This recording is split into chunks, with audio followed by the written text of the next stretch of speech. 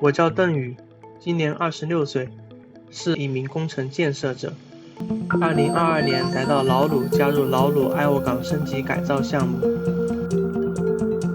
劳鲁爱沃港升级改造项目不仅帮助当地完善基础设施，提供了就业机会，培养专业技术人才，助力当地经济社会发展，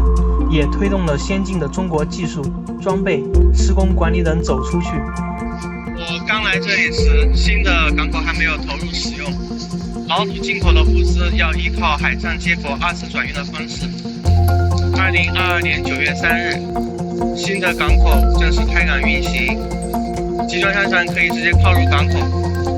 从转上接驳运输的方式，在劳鲁成为一个历史。我清楚地记得这一天，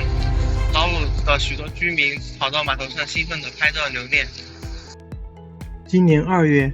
码头附属道路完工，提升了港区和全岛的枢纽连通和货运能力，优化了码头道路运输体系。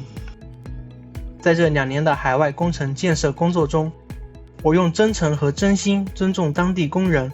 在不断和当地工人的交流和沟通中，我也把中国人做事的风格、工作态度带到了劳鲁。我感受到了跨文化融合带来的愉悦和成长，与他们的每一次鼓励、每一次合作，都深深地烙印在我们心灵深处，也让我更好地融入本地社区，为工程建设奉献自己的力量。